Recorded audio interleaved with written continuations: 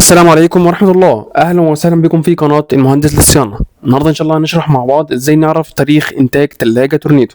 بيكون موجود في ظهر التلاجة كده السيريال نمبر بتاع التلاجة زي ما حضراتكم شايفين كده مع بعض.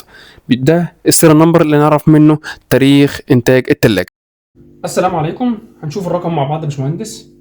25 اف 18 معناه ايه ده يا باشمهندس؟ بيكون ايه الرقم اللي على اليمين ده يوم، والحرف اللي في النص يكون شهر، والرقم اللي على الشمال يكون سنة.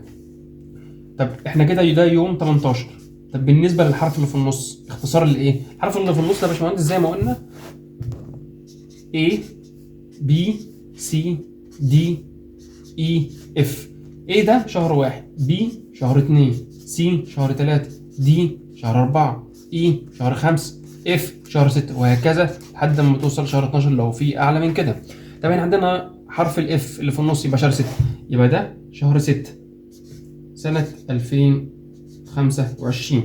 يعني يا باشمهندس تاريخ الإنتاج بتاع التلاجة التورنيدو 18/6/2025 بالظبط كده. طب احنا هنستفاد لما نعرف المعلومه دي ايه؟ هنستفاد يا باشمهندس ان احنا معانا فتره سماح 10 سنوات.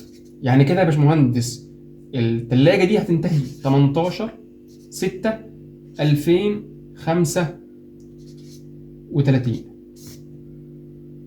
تمام؟ يبقى 18/6/2035. معلش انا كتبتها نص عربي ونص انجلش.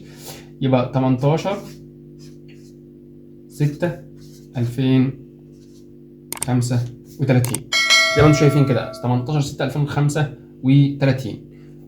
دي كانت الحلقه بتاعت النهارده. ما تنساش دايما باللايك والاشتراك، والسلام عليكم ورحمه الله وبركاته.